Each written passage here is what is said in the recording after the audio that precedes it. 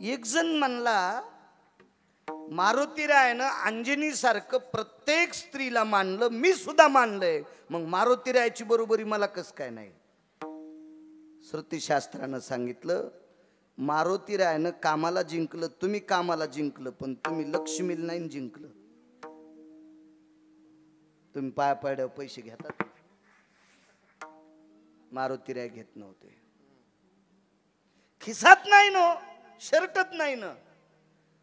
14 लोकांच्या व्यतिरिक्त तुकोबाराच्या अभंगात कोणीच बसत नाही. ऐसा कोणी दावा हे जया नावडे, ऐसा कोणी दावा हे जया नावडे, ऐसा कोणी दावा हे जया नावडे, ऐसा कोणी दावा हे जया नावडे.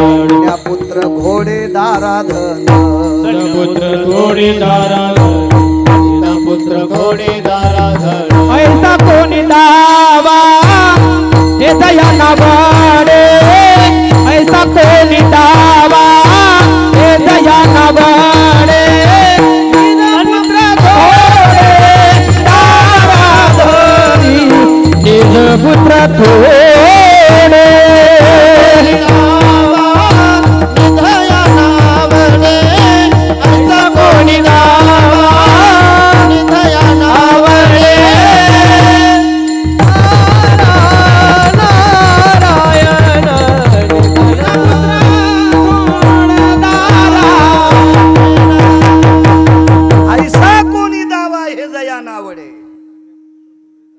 बाराजी. माया नाही सुटली, नाही त्या सुटली द्रव्यलोभ माया, भस्मदंड छाया तरुवराचे. भीष्माचार्य पण एका अंशता गुंतले. कामाच्या बाबतीत फार बाजूला सुटले, पण थोडासा घरच्या लोकांशी मोह समर्पित केला. एक मी सांगत नाही, पुराण सांगते, कशातच न गुंतलेली व्यक्ती मारुतीराय. म्हणून त्या व्यक्तीचं दर्शन घेतल्याशिवाय पापेचे सुद्धा संसार सुरळीत होत नाहीत. काम जिंकण्याची ताकद आहे नराची यादीत. चला पुढे. किती कामी चित्र, कडक करा आवाज. किती कामी चित्र, किती काम. मर्यादा पुरुषोत्तम रामचंद्रांना भगवान शिवजींची स्थापना करायची. मर्यादा पुरुषोत्तम रामचंद्र पंढरीतले मालक 7व्या अवतारात समुद्राच्या तीरावर भगवान शिवजींची स्थापना करायची. शिवपुराण चालू ना. आदरणीय संतोष महाराज ज्यांच्या मुखारविंदातून ऐकता तुम्ही. मर्यादा पुरुषोत्तम रामचंद्र शिवजींची स्थापना करायची ठरली समुद्राच्या तीरावर. काम किती विचित्र बघा. दोघच होते सोबत, शेषशाही लखनलाल आणि पंढरीतले मालक प्रभू रामचंद्र. दोघ जण आहेत.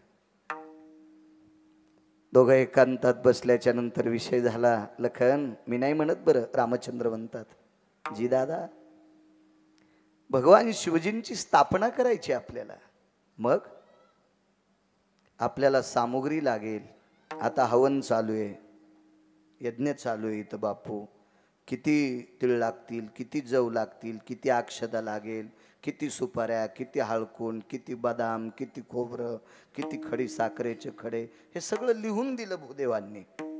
गावरान तूप किती असावा, बसणारे कसे असावा, आवती टाकताना धोत्राच्या आतून तंबाखू चोळून नको खात जाऊ सोमळ्या, जळून जाशील त्या होमात.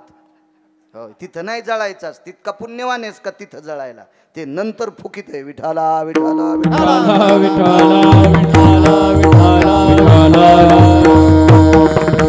मर्यादा आहेत, पद्धतशीर आहेत, सगळं साहित्य. दोघांनी विचार केला आपल्याला प्रभूची स्थापना करायची शिवजींची. लखनलालजीनं सांगितलं, प्रभू आपण अष्टमा सिद्धीला सांगितलं तर सगळी सामुग्री तयार होईल. मर्यादा पुरुषोत्तम रामचंद्रांनी सांगितलं आपण वनवासात आहेत आणि वनवासातल्या व्यक्तीनं सिद्धीची मदत घ्यायची नाही. नियम आहे, आपण वनवासात आहेत, नाही घ्यायची मदत. नियम आहेत आपल्याला, आपण त्या चौकटीत आहोत, आपल्याला नाही मदत घेता येणार. ठीक आहे दादा. प्रभू रामचंद्रानं सांगितलं, लखन सगळ्यात मोठी अडचण आहे आपल्या प्राण प्रतिष्ठेसाठी भूदेव कोणाला बोलवायचंय, ब्राह्मण कोण आणायचा आहे? कोण आहे ब्राह्मण? विद्वान पाहिजे आपल्याला, त्याला ज्ञान असलं पाहिजे कर्मकांडाविषयी, श्रद्धा असली पाहिजे त्याची, असा व्यक्ती आपल्याला पाहिजे. ह्या सगळ्या चर्चा 10-5 मिनिटं झाल्याच्या नंतर मारुतीराय सुद्धा ऐकत होते. पण मारुतीरायच्या बाजूला सर्वात मोठी एक वयस्कर व्यक्ती बसली होती. त्या व्यक्तीचं नाव होतं जामवंतजी. काम किती बेकार याच्यावर सांगतो हा, किती हरामखोर आहे काम्या. या काम्यानं चांगल्या चांगल्याची घरं फुकली त्या बेट्यानं. लय भडवाय काम्या राजू, यानं चांगल्या चांगल्याची वाट लावली या काम्यानं. आणि मग कोण भूदेव कानायचा आहे? जामवंतजीनं सांगितलं, प्रभू सामुग्रीची काळजी करू नका आणि ब्राह्मणाची चिंता करू नका, दोन्ही गोष्टी मीच आणतो. प्रभू रामचंद्रानं सांगितलं, जामवंतजी, कारण जामवंत रामायणात जामवंता इतकं वयस्करच कोणी नव्हतं असं मी नाही सांगत, पुराण सांगतंय.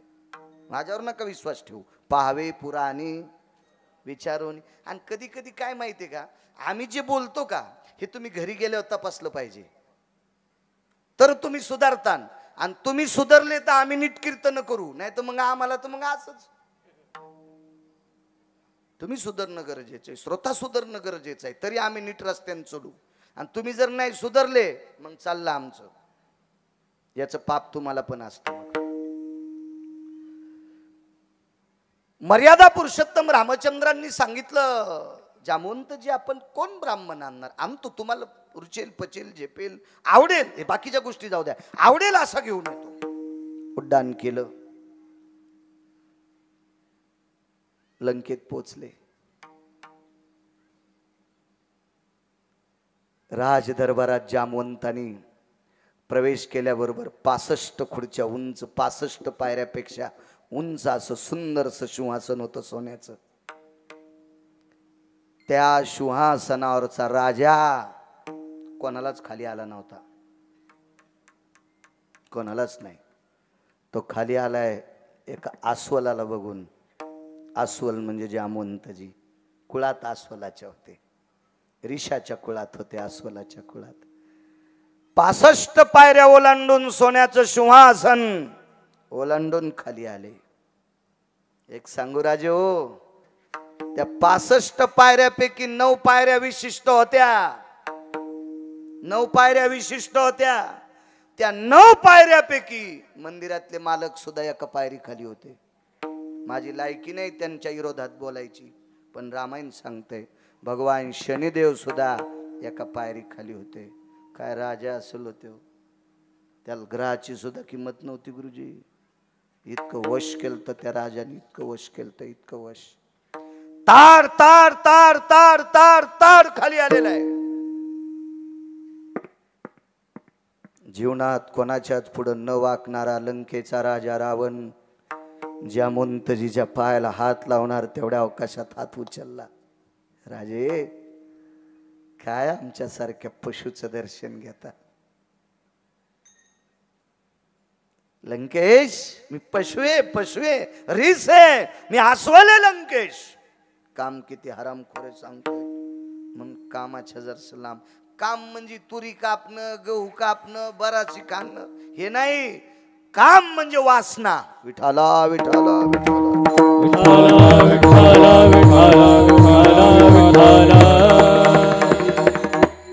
कधीच न वाकणारा रावण वाकू लागला. पायाला स्पर्श करत होता, हात लावू दिला नाही. एक जणानं विचारलं, जामवंतजीच्या पाय का पडत असेल रावण? रावणाच्या आजोबाचे मित्र होते जामवंत. आणि जामवंतजीनं राजकारणात रावणाच्या आजोबाला फारसं मार्गदर्शन केलं. म्हणून रावणाचे आजोबा रावणाला जामवंताविषयी फारच मोठं सांगायचे. योग आलाय, आपल्या आजोबाला मदत करणारी व्यक्ती आज आपल्याला भेटली. प्रणाम काकाश्री. काय सेवा करू? नकोय काय? बसता का सिंहासनावर? नाही, आम्ही जंगलातली माणसं आहेत. आम्हाला सोन्याची सिंहासन काय करायची? सामान्य चपला की कोळी? आम्ही जंगलातली माणसं आहेत, रानटी माणसं आहेत, आम्हाला ते सिंहासन नकोय, माझं एक काम आहे. रावणानं सांगितलं आणि तुमचं काम सांगायला तुम्ही स्वतः आले? मला चिठ्ठी पाठवायची असती, मी काय काम आहे ते विमानात पाठीलं असतं. मोठी माणसं असतात. जामवंतजीनं सांगितलं नाही, काम आहे. काय काम? भगवान शिवजींची स्थापना करायची. रावण 20 डोळ्यानं रडत होता, कारण रावणाचं आराध्य दैवत, गोड सदैवत कोण असेल तो भगवान शिवशंकर होते. रडू लागला रावण. जामवंताने विचारलं, लंकेश रडता? रावणानं सांगितलं, काका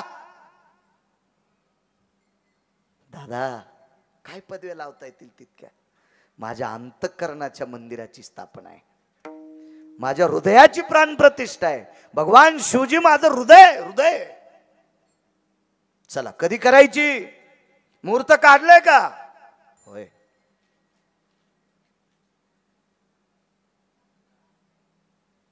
जामवंतानं सांगितलं, लंकेश एक बोलू. भगवान शिवजीची प्राण प्रतिष्ठा करण्यासाठी तुम्ही येणार आहात ते मला माहित आहे, पण यजमानाचं नाव ऐकल्यावर येतान का? कोण आहे यजमान? मर्यादा पुरुषोत्तम रामचंद्र यजमान आहेत. 10-5 सेकंदापुरता चुप बसला रावण. अरे अरे, आपला यजमान तर विरोधक आहे, त्याचं ना आपलं तर विस्त वाढवा जात नाही गुरुजी. प्राण प्रतिष्ठा अंतःकरणाची, पण यजमान विरोधक आहे, कसं जायचंय? पण महाराज रावण ज्ञानी होता रावण. काही ठिकाणी मी चांगलं म्हणत नाही त्याला, ते वारकरी संप्रदायाचा आधार घेऊन. वारकरी संप्रदायाने रावणाला जुमानलं नाही का? बघा, ऐका एखाद्या कीर्तनात सांगितलं असेल मी, पण रावण ज्ञानी आहे. रावणानं सांगितलं, माझ्या आजोबाच्या वयाचे आहात तुम्ही, माझ्या आजोबाला मार्गदर्शन करण्याचं फार मोठं योगदान तुमच्या जीवनात आहे, आणि त्याच्यातून मी उतराई होऊ शकत नाही, पण तुम्ही माझ्याकडे काम घेऊन आलात. अयोध्येचा राजा राम विरोधक जरी असेल तरी तुमच्यामुळं प्राणप्रतिष्ठेचे मंत्र म्हणणार, पौरोहित्य मी करणार. रावण तयार झाला. ऐका न पुढचं. आता किती आनंद वाटावा, पण थोडीशी मनात शंका होती. आणि रावणानं विचारलं, महाराज काय राहिलंय सांगायचं? काही नाही, माझ्या रामचंद्राला भगवान शिवजीची स्थापना करायची, पण पूजेचं साहित्य काय काय लागेल? परवडायसारखं पाहिजे ना, परवडायसारखं.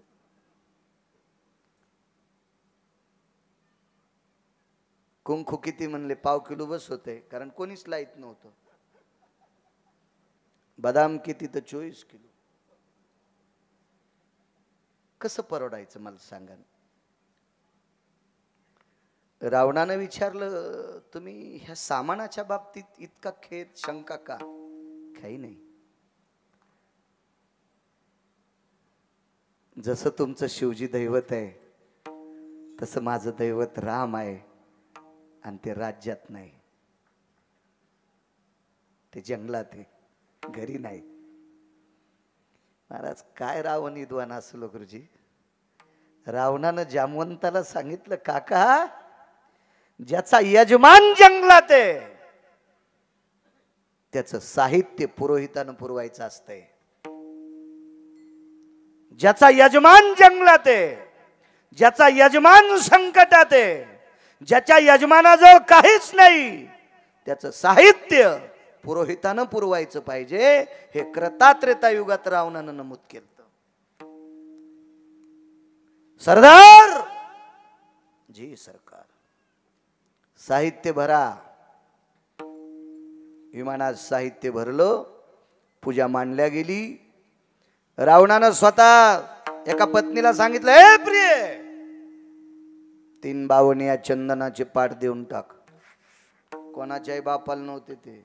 रावण ठराविक ठिकाणी नेत होता, एक कुठेही नेत होता त्याला बसायला.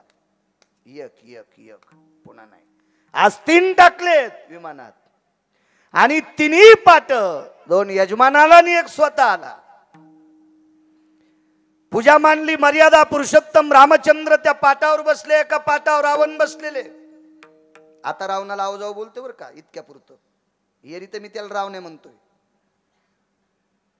एका कामा करता फक्त वारकरी संप्रदायामध्ये स्वतःची पत्नी वगळता जगात कोण्याही जातीची बाई दिसली की तिला माय म्हणायचं, तो भारतातला एक नंबरचा महाराज.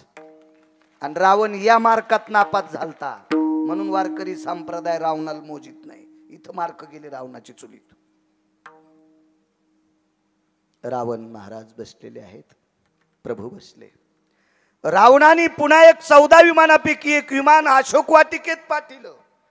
त्या विमानामध्ये रावणाच्या 6 पत्न्या बसल्या, मंडोदरी वगळता. मंडोदरी नव्हती त्याच्यात, त्याच्या 6 पत्न्या बसल्या. आणि रावणानं काय काय शिकवलं असेल त्यांना, जाऊन सांगितलं सीतेला या विमानात आणा.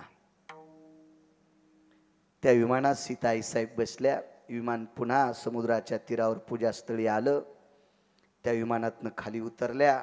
मर्यादा पुरुषोत्तम रामचंद्राला शंका होती, मला यजमानाच्या पाठावर बसिलं आणि यजमानाचं लग्न झालेले, आता ह्या पाठावर कोणाला बसितेत, ह्या पाठावर कोणाला बसितेत.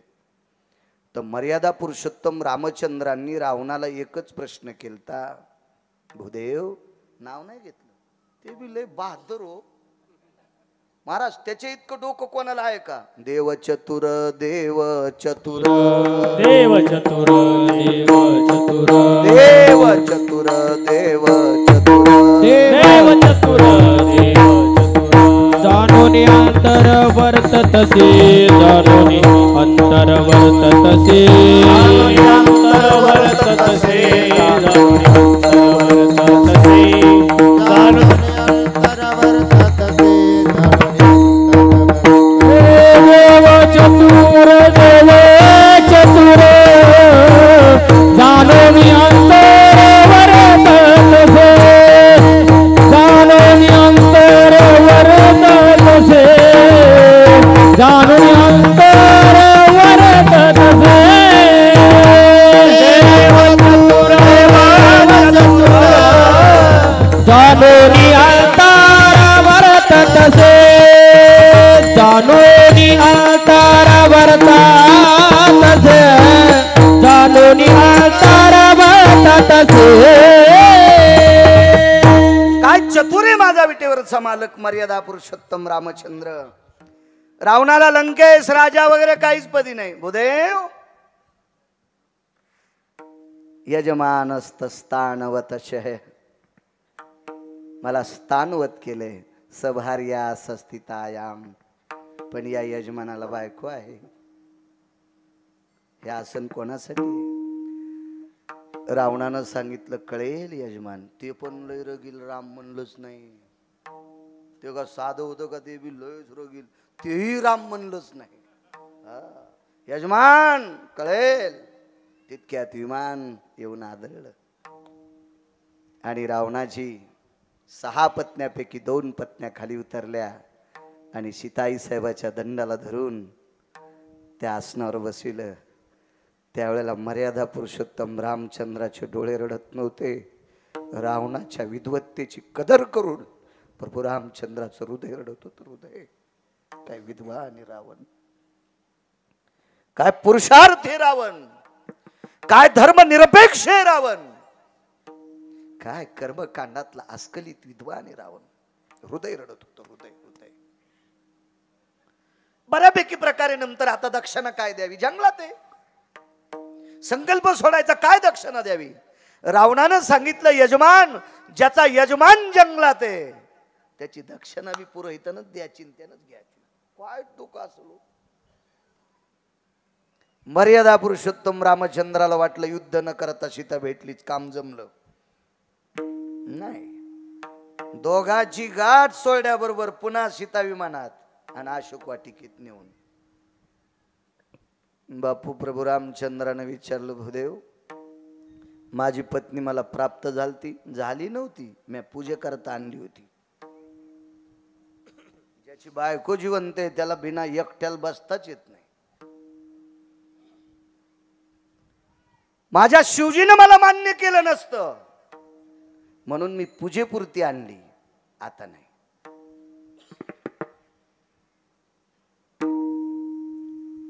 कालांतराने रावण मृत्यू पावला. यमधर्माच्या दरबारात रावणाला अधिष्ठान प्राप्त झालं. मंदोदरीची खना नारळानं वटी यमधर्माच्या धर्मपत्नीने केली. महाराज वैकुंठातनं दोन्ही देवता पाहत होत्या, लक्ष्मी आईसाहेब पाहत होत्या आणि विटेवरचे मालक सुद्धा पाहत होते. रावणाचा पुरुषार्थ पाहून जगाचा बाप रडत होता, आईसाहेबाचं अंतःकरण रडत होतं. प्रभू, मी अशोक वाटिकेत असताना सुद्धा पूजेसाठी लंकेशानं इथपर्यंत आणलं. हे दोन्हीचा कर्तव्याचा भाव रडत होता. पण सीताई साहेबांनी सहज एक वाक्य वापरलं, मारला का? मारला कशा करता? विश्वाच्या बापानं सांगितलं, सीते मला विचारू नकोस, तू श्रुतीला विचार आणि न्याय श्रुतीकडे असतो. श्रुती जगातली पहिली पत्रकार. आणि श्रुतीला ज्या वेळेला लक्ष्मी आई साहेबांना विचारलं, माय माझ्या मालकासाठी एवढं काम रावणानं तिथं गोड करावं तरी मारला का? श्रुतीनं सांगितलं, आई साहेब याचा काम उतवालता. पहा त्या रावणा काय झाले. किती मोठा रावण. परस्त्री पेहरी छुरी मत लगावे अंग, दशशीर रावण के गये पर नारी के संग. इतका काम आहे चित्र, इतका काम, इतका काम आहे हरामखोर, ज्याच्यासाठी देवाचं अंतःकरण रडावा. पण त्याच देवानं कामाचा गुरुळा घेतलेल्या रावणाला 2:18 आपटू आपटू आणलं. इतका कामी चित्र. विठ्ठला विठ्ठला विठ्ठला विठ्ठला कामानं चांगल्या चांगल्यांची फजिती केली. कामाजी कोतवालयाने नाडिले बहुतासे, कामाजी कोतवालयाने नाडिले बहुतासे. हरिहराचे अब्रू घेसी भय नाही त्यासे, हरिहराचे अब्रू भय नाही त्यासे. जमदग्नी दुर्वास नाडिले महान महान ऋषी,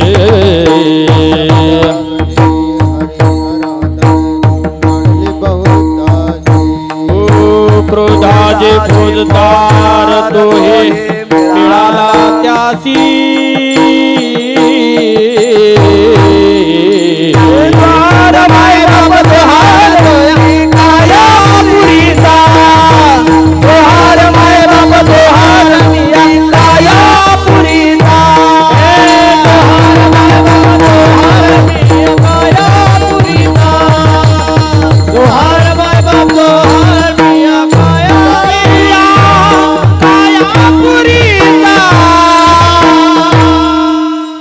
कामाजी कोतवालियाने नाडिले बहुताशी. हरी हर मालक आणि हर म्हणजे काशीतले मालक, दोघांची बेजारी केली. महाराज नालायक जालिंदराला मारण्यासाठी विश्वाच्या मालकाला 2 वानराचं साह्य घ्यावं लागलं. पवित्र तुळशी सारखी वृंदा. महाराज विश्वाचा बाप 350 तीर्थापैकी एका तीर्थात दगड होऊन पडला. पंढरपुरातला मालक, त्याला गंडकी नावाचं तीर्थ म्हणतात. काय काय अवस्था, काय काशीतल्या मालकांची परिस्थिती. त्रिशूळ गेले, डमरू गेले, गेले व्याघ्रांबर्ग, दिगंबर रूप झाला झाला 55 ग. याच्या पलीकड भिल्लिनीच्या पाठी लागे लागे 55 ग. इतकं काम. हरिहराची आबरू घेतो भय नाही त्याशी. हरिलाई आणि भगवान शिवजीला सुद्धा बेजार केलं. जमदग्नी दुर्वास नाडिले मान. कोण जमदग्नी? महाराज त्या साधूची सेवा केल्याच्या नंतर एवढं पातिव्रत्येचा पुरुषार्थ टोकाला गेला तर पदरात पाणी येत होतं. पण पाण्यातल्या माशाचा संसार पाहिला. पदरात पाणी येणं बंद झालं. मुलाला बोलवलं आणि डोकं कापून टाकलं. त्याला जमदग्नी म्हणतात. कोण? दुर्वास. पांडवांना छळण्याकरता निघाल्या. पंढरपुरातल्या मालकाचा डोक्यातला घाम पायात येतोय. एवढा मोठा अधिकार दुर्वासाचा. त्या दुर्वासाला सुद्धा बेजार केलं. चांगल्या चांगल्याला तर 4-2 अभंग पाठ करणार आहे. कशाला येड्यावानी करायचं? अरे दुर्वासा सारख्याला, जमदग्नी सारख्याला नाही मला 150 ज्ञानेश्वरीच्या मुकाट्या बस. तू बंधी जरी ज्ञानेश्वरी पाठ केलीस ना, काम जिंकला तरच ज्ञानेश्वरीचा फायदा. तू गाथा जरी पाठ केलास ना, काम जिंकला तर गाथ्याचा तुला फायदा. नाही तर अद्याप नाही. सर्दीच्या गोळ्या घेतल्या आणि चिचाचे गोळे खालाय, कशी सर्दी राहील? सर्दीच्या गोळ्या घेतल्या आणि उजळ्याला ताक प्यालाय, कशी सर्दी राहील? सर्दीच्या गोळ्या घेतल्या आणि रात्रभर पाण्यात बसला, सुंबळेस कर तू. तुला आखलीचा कांदा आहे का? तुझी सर्दी कशी राहील? पथ्य महत्वाचं आहे. तुम्ही काय पाठ केलंय त्याला एकमेव पथ्य आहे, ते फक्त काम. विठाला विठाला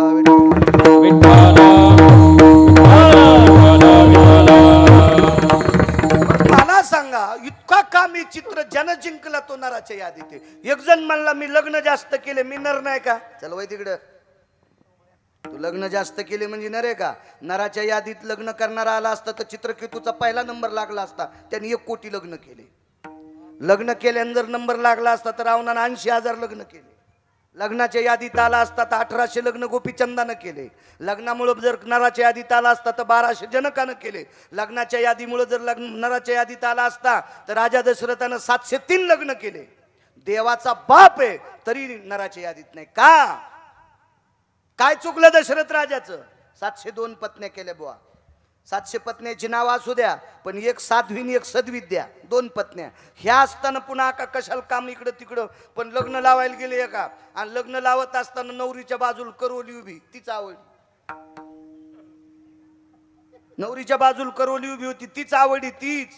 तीच अशोपती राजाची पोरगी होती. अशोपती राजा चांगला पण बायको हरामखोर होती. विठाला विठाला विठाला. अशोपती राजाला बायको नालायक होती. कर्कशे संगती दुःख उदंड फजिती. मी नाही म्हणत, मालकांचं वाक्य.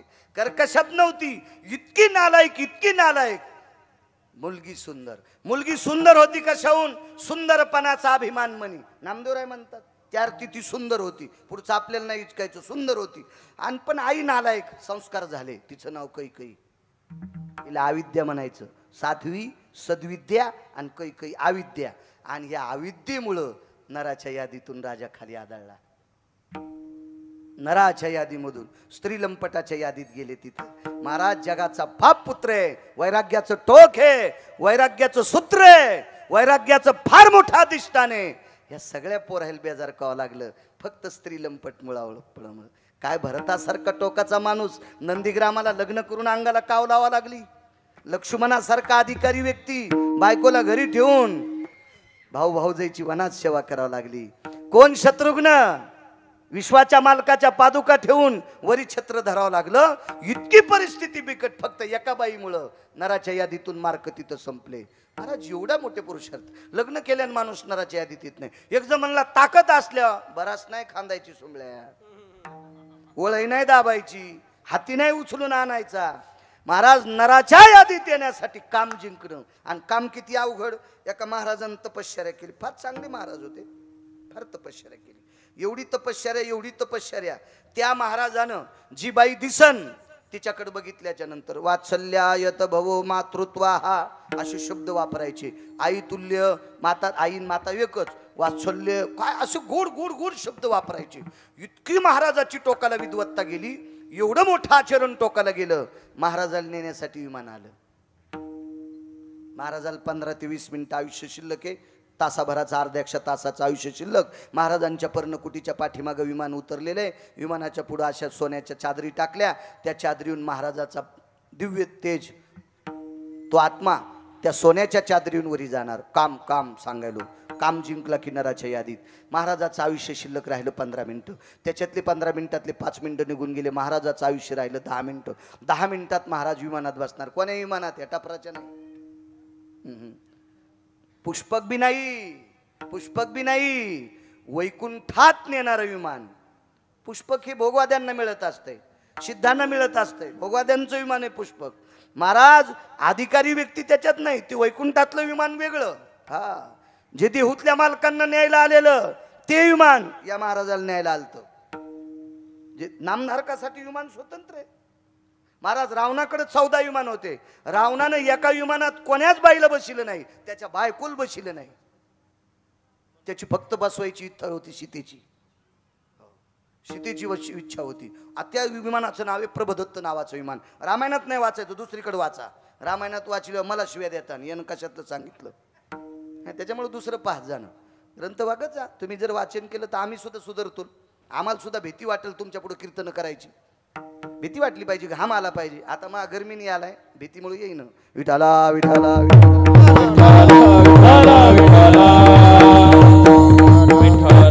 कारण बोला कूलर यायला कूलर मलाच नाही लावलं. जिल्ह्यापेक्षा तालुक्यात मोठा झाला. पण असू द्या, कधी कधी काही दिवस सुनाचे असतात, काही दिवस सासूचे असतात. आज आपले दिवसच नाहीत असं समजायचं. विठाला विठाला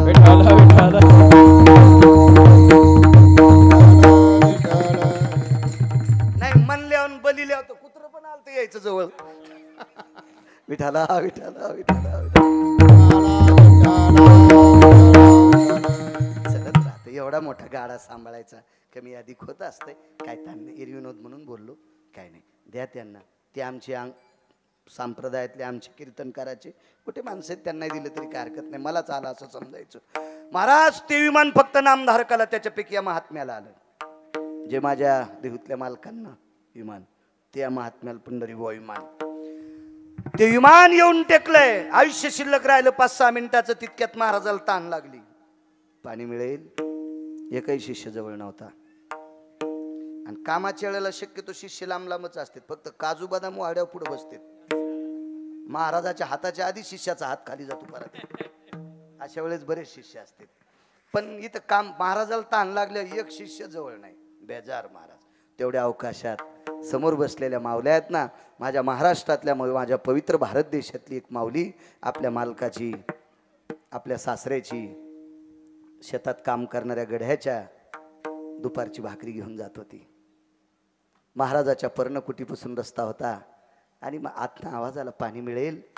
बाईनं महाराजाच्या पर्णकुटीत भाकरीचं टोपलं टेकलं, आतमध्ये प्रवेश केला.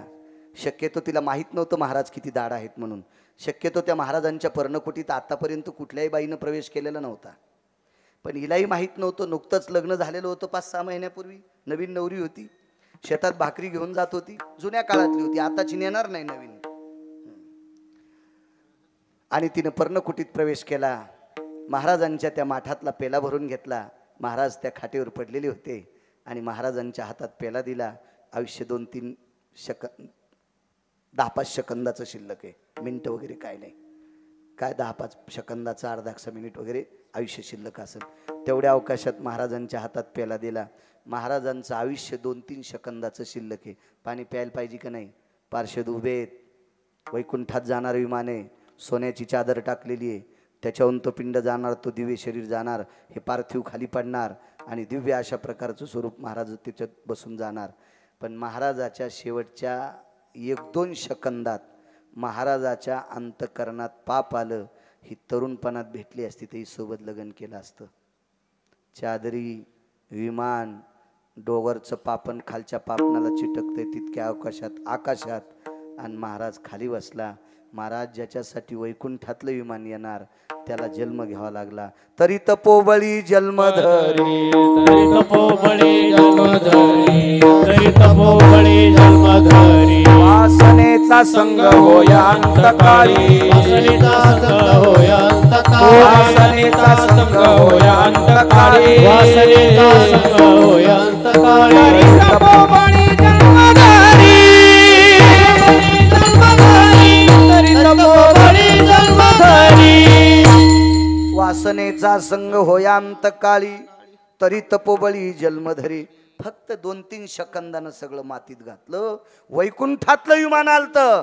पण 2-3 सेकंदात ही जर तारुण्यात भेटली असती तर मी असा राहिलो नसतो. मी लग्न केलं असतं. या 2-3 सेकंदामध्ये वासनेनं त्या साधूची इतकी वाट लावली, इतकी वाट लावली.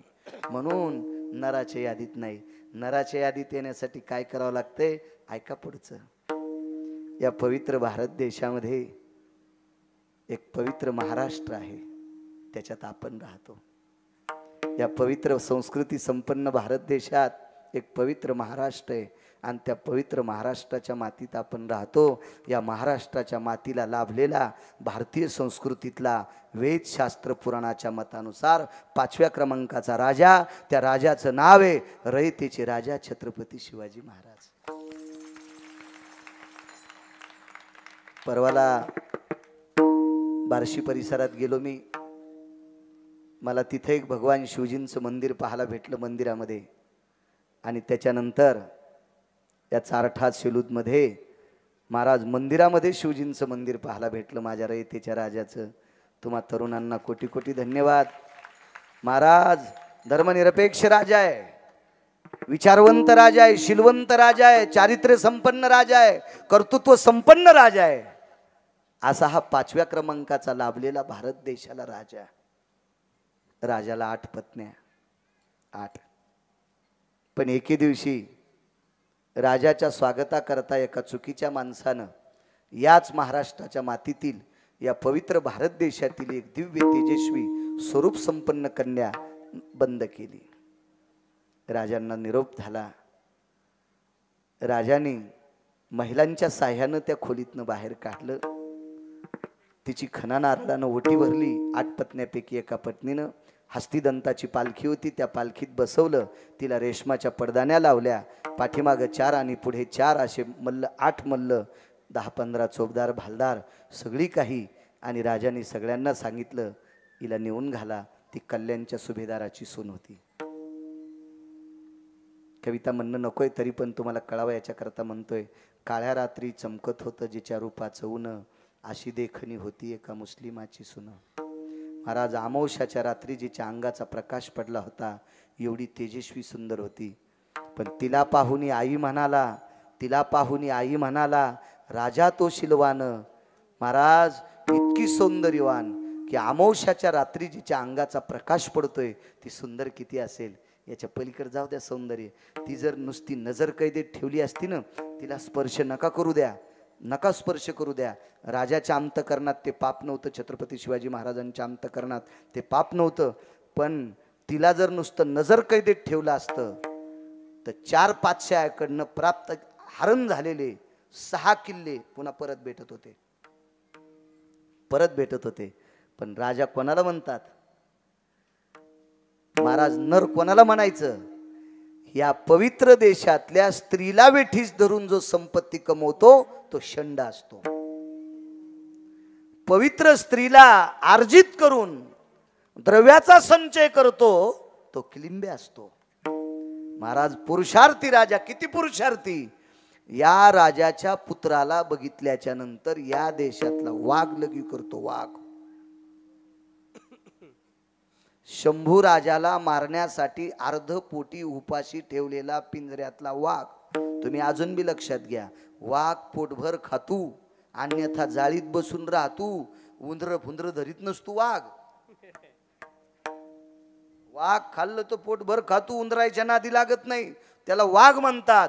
पण या वाघाला जेवता जेवता पुढचं मांस काढून घ्यायचं. तो वाघ असा रागवायचा आणि लोखंडाच्या सळ्या चावायचा. तो फक्त याच्याकरता तापवला होता, रयतेचे राजा यांचे सुपुत्र शंभूराजे यांचा शेवट करण्याकरता. पण महाराज शंभूराजाचं तेज इतकं तेजस्वी होतं की तेज बघितल्याच्या नंतर वाघ तर चावलाच नाही, पण ते तेज बघितल्याच्या नंतर वाघाचं तेज लगी वाट बाहेर पडतंय. म्हणजे ज्याचं स्वरूप बघितल्याच्या नंतर वाघ लगी करतो, त्यावर ते शंभूराजाचं तेज किती मोठं असेल. वाघ नुसता लगी करत नव्हता, रडत पण होता. तर शंभूराजानं वाघाच्या डोळ्यातल्या सांकेतिक शब्दात विचारलं, का रुदंती को भवा? राजे, तुम्हाला मारण्यासाठी अर्धपोटी ठेवलंय, पण तुम्हाला मारण्याची माझ्यात ताकद नाही, म्हणून मला तोफेखाली तो मारेल. त्याच्यापेक्षा तुमच्या हातानं मरू द्या ना. मग वाघाच्या जबड्यात घालून हात मोजी ती जात. मग हा नंतरचा पुरुषार्थ. नाही तर वाघाला सुद्धा मारायचं नव्हतं शंभूराजेला, पण त्या वाघानं विनंती केली, कोणाच्याही हातानं मरण्यापेक्षा मला तुमच्या हातानं मरायचंय. महाराज एवढा मोठा वाघाचा काय सामान्य वाघ आहे का? अहो, आपल्याच सरपणा खाली जर कुत्री गेली ना तर कुत्री पिले घेऊन जाऊस तर बाया सरपण आणत नाहीत. बयाच नाही, बयाल म्हणल्यावर तुम्ही लय हसायले. तुम्हाला आणता येतं का? ऊसाच्या कणाळात डुकरीन गेली असं म्हणा. कोण असा बहादर आहे त्या ऊसात झाला? ऊस आपला, शेती आपली. मग डुकरिणीच्या पुढे जाता येत नाही, कुत्रीच्या पुढे जाता येत नाही, वाघाच्या पुढं. महाराज शौर्य आणि तेज बघितल्याच्या नंतर वाघ लघु शंका करतो. त्यावरती शंभूराजाचं तेज किती मोठं असेल. मग एवढे तेजस्वी शंभूराजे ज्याच्या पोटी जन्माला आले ते छत्रपती किती तेजस्वी असतील. आणि एवढा तेजस्वी राजा 6 किल्ल्याला न जुमानता विरोधकाची स्त्री माय म्हणून घरी परत करावा इतका ज्याचा कामावर पकडे याला नर म्हणतात. म्हणून पहिलं कडवं काम क्रोधा नाही अंगी, काम क्रोधा नाही अंगी, काम क्रोधा नाही अंगी, काम क्रोध नाही अंगी,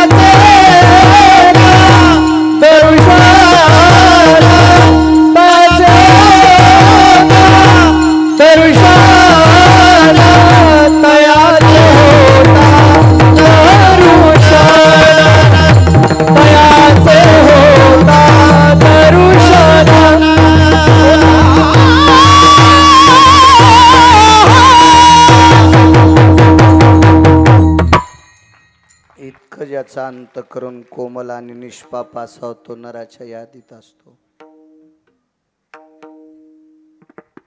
माझ्या देहूतल्या मालकांना फसवण्यासाठी एक स्त्री पाठवली. तिच्या पण सौंदर्याचं वर्णन साहेबराव महाराज सोनोटीकर करायचे आमच्याकडे वैकुंठवासी. साहेबराव महाराज सोनोटीकर तिच्या सौंदर्याचं वर्णन करायचे.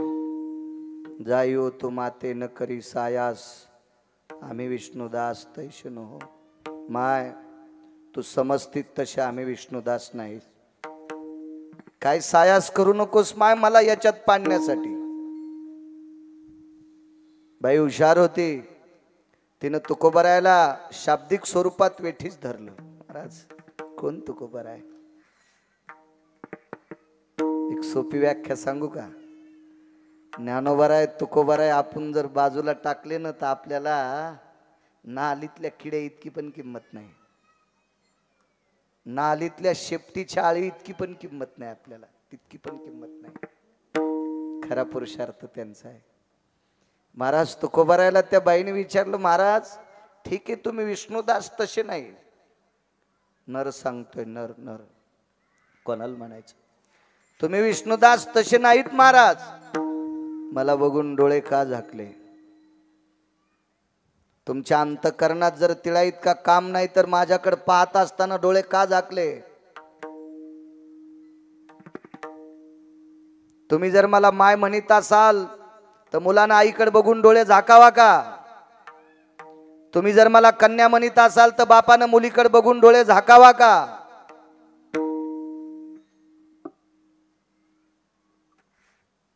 कशा करता महाराज? का का का नाही तुम्ही विष्णुदास मला माहित आहे. डोळे का झाकले? काय उत्तर दिलं असेल हो? डोळे न उघडता दोन्ही हात छातीवर येत तुकोबारायचे. त्या बाईकडे न बघता एक तोंडातून वाक्य पडलं, माझी माय, हे माय, मी विटेवरच्या मालकाचा उपासक आहे आणि जी गोष्ट मी मनातून देवाला मागतो का ती डोळे झाकून मागतो, कारण डोळे झाकल्याशिवाय मन एकाग्र होत नाही. तुकोबारायचं मन कुठं विचलित असतं वय, पण तिला उत्तर द्यायचंय ना, हे माय, मी विटेवरच्या मालकाचा उपासक आहे ग. मला जी गोष्ट आवडीनं मागायची ना मी डोळे बंद करत असतो. डोळे बंद झाले की मन एकाग्र होतं का माय? आणि एकाग्र मन काय मागितलं?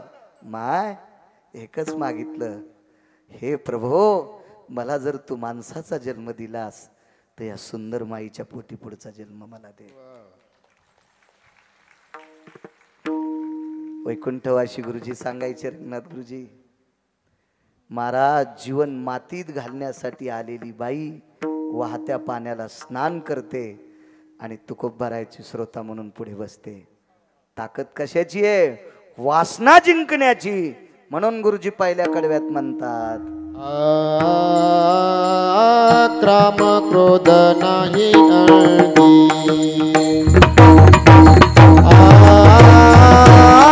काम क्रोध नाही अंगी, काम क्रोध नाही अंगी,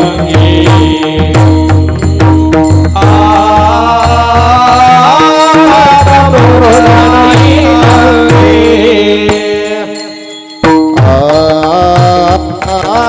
काम क्रोध नाही अंगी,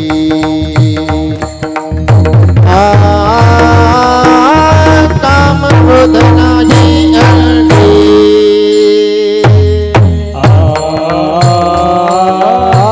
काम क्रोध नाही अंगी,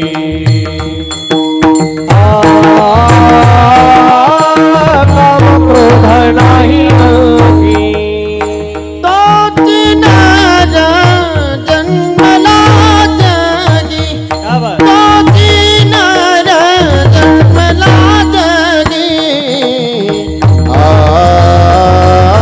तयाचे होता दरुशन,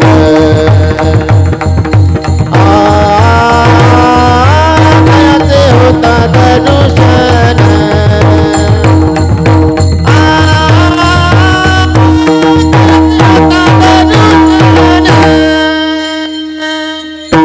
तोच नर जन्मला जगी, तोच नर जन्मला जगी, तयाचे होता दरुशन,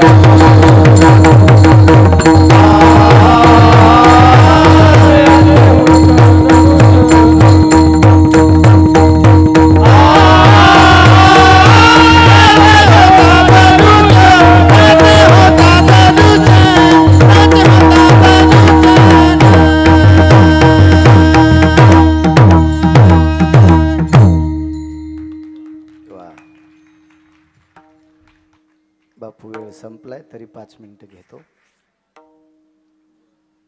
फार गरमतंय खालच्या लोकांना. 22.5 वर्षाचा तरुण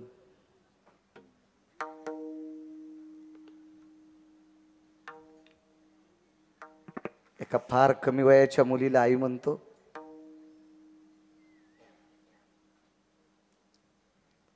आणि काही वेळानं ती तरुण मुलगी त्या 22.5 वर्षाच्या मुलाची माय होते. विस्तारपूर्वक नाही सांगत, छोटंसं असं मोजकं पुरावा देतो फक्त. 22.5 वर्षाचा मुलगा एका देवांगणे सारख्या सुंदर तरुणीला माय म्हणतो. काही वेळाच्या नंतर एका पवित्र मुहूर्तावर त्या 22.5 वर्षाच्या तरुणाची ती खरोखर माय होते. पण परिणाम असा होतो, 22.5 वर्षाचा तरुण मात्र 95 वर्षाचा होतो. आणि त्या तरुणाचा बाप मात्र 22.5 वर्षाचा होतो. त्या 95 वर्षाच्या तरुणाचं नाव होतं पितामह भीष्माचार्य. पितामह भीष्माचार्याकडे ज्या वेळेला श्रुती माता जाते,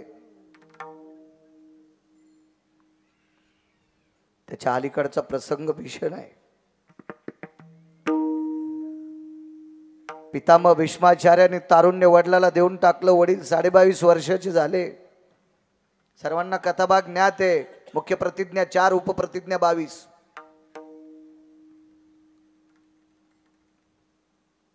असा मंडप आहे. तो मंडप जांभळीच्या आंब्याच्या पानाचा मंडप आहे. त्या मंडपामध्ये एवढे मोठे पुरुषार्थी साधू आहेत. ते मंगलाष्टक म्हणण्यासाठी किती मोठे अधिकारी साधू. आंतरपट धरायला कोण? विटेवरचा बाप हातामध्ये अक्षदा घेऊन उभा आहे. 4 मंगलाष्टक झाली. 5वं मंगलाष्टक वेधीचं असतं. 7 म्हणा, 11 म्हणा, 35 म्हणा, हे मनचा शहाणपणा आहे. हा सगळा नाटक्या कारभार आहे. ताईगण बाईगण काय गाव राहिला. मंगलाष्टक म्हणून माणसं रडवायला. नवरी रडणं नवरदेवा संग जाताना, आणि तू खावदीन नुकती सुंबळ्या. तिनं 15,000चं बॅलेन्स सोडिले. त्याला बोलू बोलू चटूक त्यांना माहीत झाल्या. सासू कुठं दाबल्यावर मरती, सासरा कुठं दाबल्यावर आदळ. तू ती रडणं नवरदेवा संग जाताना मायबापाला सोडून, आणि तू मंगलाष्टक म्हणताना रडायला. ताईगण बाईगण, सकाराम तात्याचा भाग्यान, अंशराम तात्याची भागीन. कोण सांगितली तुला हे नाटक? हे मंगलाष्टक येतोय. सप्तेन, रामायणन, भागवतन, शिवपुराणन, वाऱ्यान हे करून हा पुरुषार्थ आहे का आपला? त्याचं फळ हे आहे का आपलं? बघा, बाकीच्या धर्माची लोक तिला इतकी चूक करत नाहीत. आपल्याकडे माईक आल्यावर धर्म जोरात सांगितला जातो, आणि धर्म करायच्या जागेवर आपण इकडं तिकडं शेपटी घालून फिरतो. त्याच्यामुळे आपल्याला कलंक आहे. आपल्या संप्रदायात जे सांगितलं ते वागावं. मंगलाष्टक हे आशीर्वाद आहेत. हे भनगळलेल्या नालायकानं म्हणलेले शब्द नाहीत. हे आशीर्वाद आहेत, आशीर्वाद. तिथं कुठेही शहाणपणा आणि कुठेही नाकं खुपसायचं काम. निदान ज्याचे लग्न राहिले त्यानं तरी कोणाला नाकं खुपसू देत जाऊ नका.